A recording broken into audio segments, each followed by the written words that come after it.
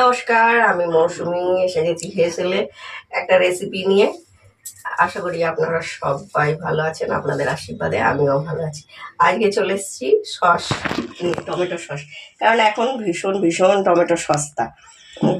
বাজারে এমনি রাস্তায় ভ্যানে করে দেখছে লোকে প্রচুর। তা বলি এই সময় কিছুটা সস করে রাখা যাক। দেখুন আমি কতটা সস করেছি। আর সসটা ঠান্ডা হলে এরকম হবে। কেনা সসের দিয়েও অসাধারণ টেস্ট খেতে। এটা ঠান্ডা হয়ে এরকম হবে বলে আপনাদের দেখিয়ে দিলাম যে এইরকম হবে ব্যাপারটা। আর এটা একটু পাতলা পাতলা মতো এখন আছে, ঠান্ডা হয়নি, গরম। আসুন কিভাবে করেছি, এরকম বাড়িতে একদম দোকানের থেকেও ভালো বলবো, দোকানের শুধু নয়, যে একদম খাঁটি জিনিসটা কিভাবে বাড়িতে করেছি অল্প সময়। আর ভিডিওটা পুরো দেখার অনুরোধ রইল। আসুন।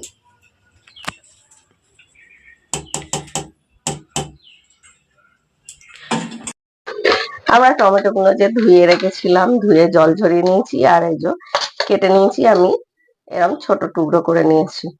আপনারা 4 টুকরো করে নিতে পারেন, 2 টুকরো করে নিতে পারেন। আমি একটু ছোট ছোট করে কেটে নিয়েছি। আর নিয়েছি 2টো পেঁয়াজ, বেশ খানিকটা রসুন, মানে 20-22টা রসুন, কিছু পাকা লঙ্কা, আমার গাছের বলে তাই দিচ্ছি, পেকে পেকে লাল লাল হয়েছে, লাল কালারটা হবে। আর নিয়েছি একটা বিট। এগুলো হচ্ছে আমাদের লাগবে মোটামুটি সসটা করতে। এটাই কিন্তু 1 ফোঁটা জল নেই, আর এইটাই আমি করব বলে এটাই কেটে নিয়েছি একবার, কারণ জায়গাটা একটু বড় লাগবে, অন্য জায়গায় কোনো লাভ নেই। আর এটাই কোনো জল দেয়া চলবে না। দিয়ে দেবো পেঁয়াজগুলো। বাড়িতে করা সস সেটা একটা আলাদাই ব্যাপার হয়। রসুনটা, আর এই ঝালের জন্য কাঁচা লঙ্কা। আর এটা হচ্ছে ফুড কালার, যেহেতু ব্যবহার করব না, বিটটা দিলে কালারটা ভালো আসবে। আর দিয়ে দেবো আন্দাজ মতো নুন। পরে নুনটা দেখে নেবো সেদ্ধর পরে, আগে দিয়েই পুরো নুনটা দেওয়ার দরকার নেই। যদি কম হয় তারপরে আর একটু দেওয়া যাবে। এবার ভালো করে এটা মিশিয়ে দিতে হবে। আর আমি আঁচটাকে জোরই করে রেখেছি। এমনিতেই টমেটো দিয়ে জল বেরোয়, আর জল লাগবে না, নুন দিলেই দেখবেন আপনারা টমেটো থেকে একটা জল ছাড়ে। দিয়ে দেবো ঢাকা করে, আমরা ঢাকা দিয়ে ভালো সেদ্ধ করে নেব। A little longer than a few minutes later.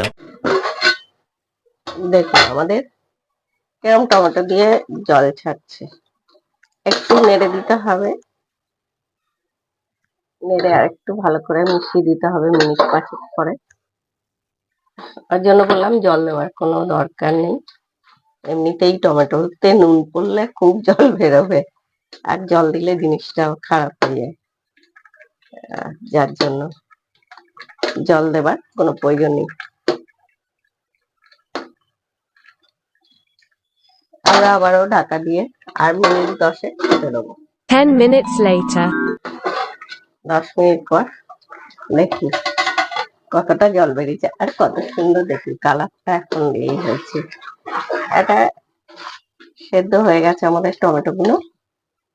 এবার এটা আমরা গ্যাসটা বন্ধ করে দেবো। ঠান্ডা হলে আমরা এটা মিক্সিতে দিয়ে পেস্ট করে নেব। টমেটো গুলো সেদ্ধ হয়ে গেছে। আর ওই যে বললাম জল দিলেই একটু কত জল হতো বলুন, আর সে জল থাকলেও জিনিসটা খারাপ হয়ে যেত।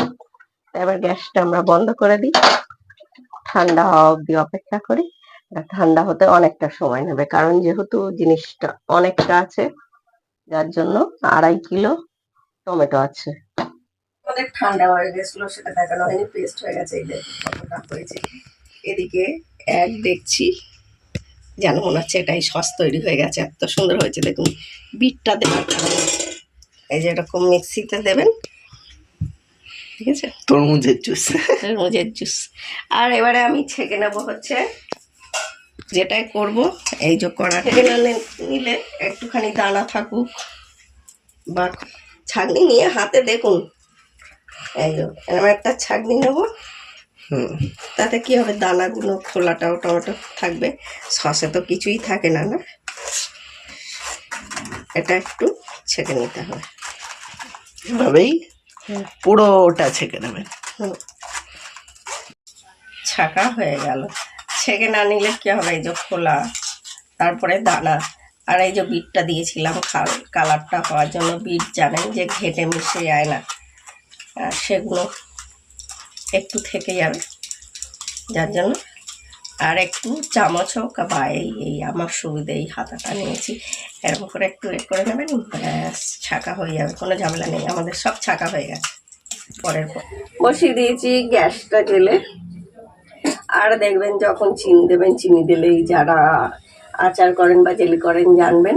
এটা নিয়েছি 500 গ্রাম চিনি, যেহেতু 2.5 কিলো আছে সেহেতু 500 গ্রাম চিনি দিচ্ছি। এখন আর গুড় নেই, যে বলবো গুড় দিয়ে করবেন। খেজুর গুড়ের সময় এই বা সস খেজুর গুড় দিয়ে করেন, তাহলেও বাড়িতে তো করা, যদি করেন দারুণ হবে খেতে ব্যাপারটা।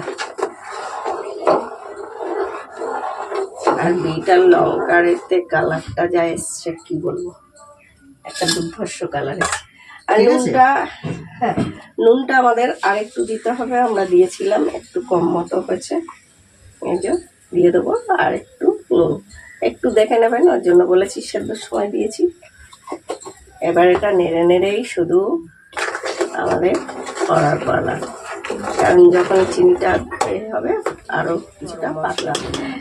আমি যেহেতু সেদ্ধর সময় গোটা গরম মশলা দিইনি, যদি সেদ্ধর সময় গোটা গরম মশলা দিয়ে দেন, কিছুই না, 4-5টা লবঙ্গ আর 3-4টে ছোটো এলাচ আর একটু দারচিনি দিয়ে দিলেই হয়ে যায়, আর কিছুই দিতে হয় না। দিইনি বলে আমি ওটা গুঁড়ো দিলাম, আপনারা চাইলে গোটাটা দিয়ে দেবেন। দেয়া হয়ে গেছে কাশ্মীরি লঙ্কা গুঁড়ো, আর একটু এই যে দেখাবার জন্য দিয়ে দিচ্ছি। এমনিতে লাল হয়ে গেছে, তাহলে আরও কালারটা ভালো হওয়ার জন্য চিনি দিলে একটু সাদা হয়ে যাবে। যে কাঁচা লঙ্কা দিয়েছিলাম আমরা পাকা পাকা লাল লাল, সেটাই তো কালার হয়েছিল, আর এটাই ঝাল হবে না, কালারটা সুন্দর আসবে। মিশিয়ে দিয়ে এবার আমরা কিছুক্ষণ নেড়ে নেড়ে, A few minutes later. একটু কিন্তু অনবরত নেড়ে যেতে হবে, না হলে কিন্তু নিচটাতে বসে যাবে। আর এই যে ফেনাটা হচ্ছে দেখবেন চিনি দেওয়ার পরেই ফেনা হবে, এটা অসুবিধে কোনোই হবে না, ফেলতেও হবে না। আর যত গাঢ় হয়ে আসবে আমাদের জিনিসটা হয়ে যাবে, এটা ঠিক হয়ে যাবে। এবার দিয়ে দেবো 1 কাপ হচ্ছে ভিনিগার।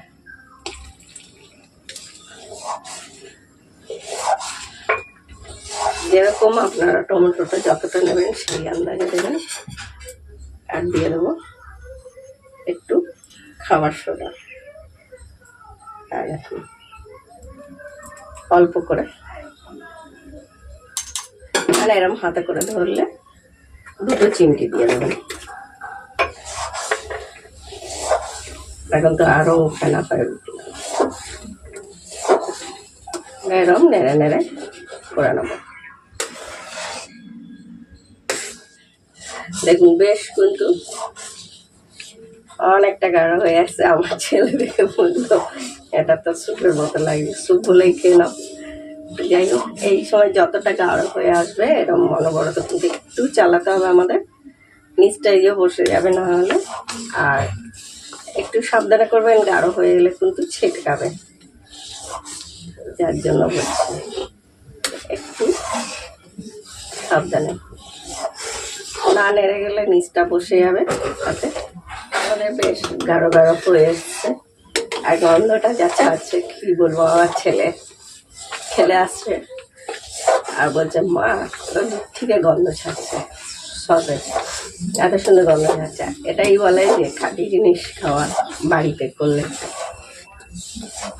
যারা দেখছিলেন প্লিজ প্লিজ নতুন বন্ধুরা দেখলে একটি লাইক করে দেবেন, একটু কমেন্ট করবেন, একটু দেখে করবেন। শেষের মুখেই বলছি এরকম বেশ গাঢ় হয়ে গেছে। আর যে সকল বন্ধুরা ইউটিউবে দেখছেন চ্যানেলটি সাবস্ক্রাইব করে দেবেন, পাশে থাকা বেল আইকনটি ক্লিক করতে একদম ভুলবেন না, যাতে আমার ভিডিও এলে আপনাদের কাছে সবার আগে নোটিফিকেশন যায়। আমি আপনাদের জন্য যতটা পারি সহজ করে সহজে, কিন্তু এইসব জিনিসগুলো যেটা করা নিয়ম সেটা তো করতেই হবে। যাই হোক, সহজভাবে নিয়ে আসি, আর যাতে ভালো জিনিসটা আপনারা বাড়িতে বসেই খেতে পারেন। আমরা একটা প্লেটে নিয়ে দেখব। বেশ গাঢ় হয়ে গেছে, খুব গড়িয়ে যাচ্ছে না, মানে আমাদের হয়ে গেছে জিনিসটা। ঠান্ডা হলে আরও কিছুটা গাঢ় হবে, আর যার জন্য আর গাঢ় করবো না। সস একদম জ্যামের মতো হলে তো ভালো লাগবে না, তাই আমাদের হয়ে গেছে সসটা। যখনই দেখবেন খুঁটি দিয়ে নাড়ছেন, এই যে বেশ গাঢ় একটা হচ্ছে, তখনই বুঝবেন হয়ে গেছে। কারণ খুব গাঢ় করলে পরে ঠান্ডা হলে আরও বসবে। অন্য কোনো রেসিপি নিয়ে অন্য কোনো সময় আসি। আজকের মতো আমাদের সসের রেসিপি এখানেই শেষ। কত সুন্দর হয়েছে দেখি, দেখতেও যেমন, আর টেস্টটাও হেভি হয়েছে, কারণ আমার ছেলেকে দিয়ে টেস্ট করিয়েছি। গন্ধটা তো অপূর্ব ছাড়ছে। আমাদের হয়ে গেছে, গ্যাসটা বন্ধ করে দিই। এবার ঠান্ডা হলে আর একটু বসে যাবে।